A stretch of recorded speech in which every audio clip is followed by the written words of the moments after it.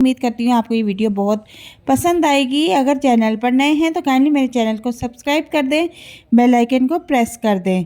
तो चलते हैं अपनी रेसिपी की तरफ, स्टार्ट करते हैं। बिस्मिल्लाहिर्रहमानिर्रहीम। अस्सलाम वालेकुम। यहाँ पर सबसे पहले तो हमें एक पैन चाहिए और अब उस पैन में मैंने 1 लीटर दूध ऐड कर दिया है। दूध मैंने डेयरी फार्म का लिया है जो कि फुल क्रीमी है और बहुत ज़्यादा गाढ़ा भी है। इसको अब हम बॉयल होने के लिए रख देंगे। तो यहाँ पर आप देखेंगे दूध बॉयल होना शुरू हो गया है। इसको हम तकरीबन 5 से 10 मिनट तक बॉयल करेंगे। जहाँ पर ये 1 लीटर दूध है, 3 पाव के करीब जब रह जाएगा तो हम इसका फ्लेम जो है ऑफ कर देंगे। इसी दौरान हम थोड़ा सा दूध इसमें से निकाल लेंगे।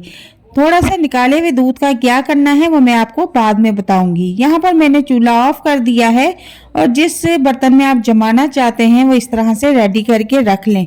अब यहाँ पर मैं मिट्टी के बर्तन में दही जमाऊंगी। इसमें बहुत अच्छा दही जमता है और सुन्नत भी है। तो मैंने अब इस कनाली में दूध ऐड कर दिया है। दूध हमारा जो है अच्छी तरह से गर्म है। इसको अब हम फेंट के ठंडा करेंगे। अब यहाँ पर जो मैंने पहले दूध निकाला था इसका क्या करना है ये भी मैं अब आपको बताती हूँ।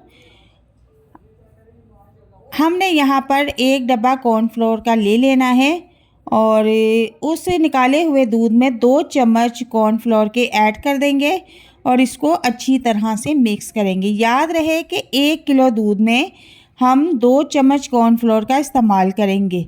तो अच्छी तरह से इसको मिक्स करने के बाद आपने दूध में इस कॉर्नफ्लोर वाले दूध को मिक्स कर देना है।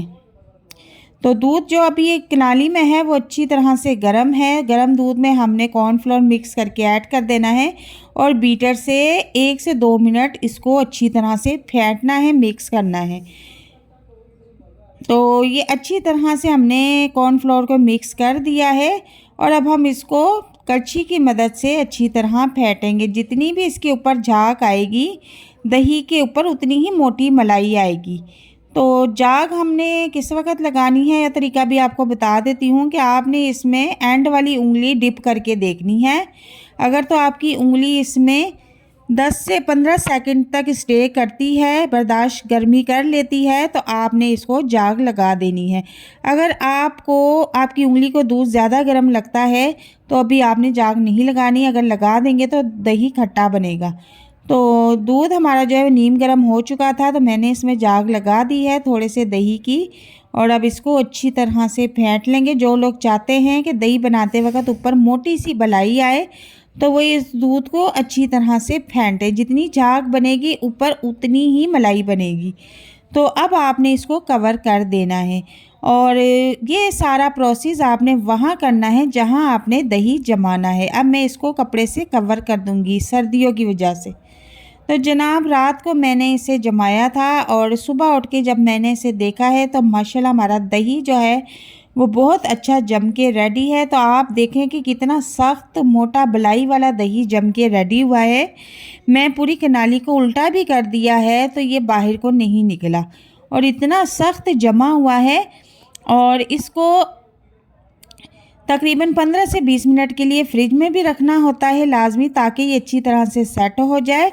तो अब मैं आपको किसी प्लेट में निकाल के दिखाती हूँ। बहुत ही मज़े का और ज़बरदस्त मीठा दही बनके रेडी हुआ है और सबसे बड़ी बात कि हमने बाज़ार से बेहतर घर पे रेडी कर लिया है। आप भी आसानी के साथ इसको घर में बनाकर रेडी कर सकती हैं। जो लोग शिकायत करते हैं ना कि हमारा दही जो है बहुत ज़्यादा पानी छोड़ देता है, बहुत पतला होता है, मेल्ट हो जाता है, तो वो लोग जो है ये वीडियो लाजमी देखें। तो इसमें मैंने सारे टिप्स और तरीके आपको बता दिए हैं कि अगर आप मोटा गाढ़ा मोटी बलाई का दही जमाना चाहती हैं तो आपने ये तरीके इस्तेमाल करने हैं। आपका दही बहुत ही ज़बरदस्त और मज़े का जम के रेडी होगा। तो उम्मीद करती हूँ कि आपको ये रेसिपी बहुत पसंद आई होगी। जैसा कि आप देख सकते हैं कि दही निकालने के बाद भी कनाली में एक कतरा पानी का नाम निशान नहीं है। तो यहाँ पर भी देख सकते हैं कि बहुत ही गाढ़ा और मज़ेदार दही बनके रेडी हुआ है। तो मुझे कमेंट बॉक्स में लाजमी बताइएगा कि आपको मेरी ये रेसिपी कैसी लगी। तो मिलते हैं नेक्स्ट वीडियो में एक नई और मज़ेदार रेसिपी के साथ। तब तक के लिए इजाज़त चाहती हूँ। अपना बहुत सारा ख्याल रखिएगा। अल्लाह हाफिज़।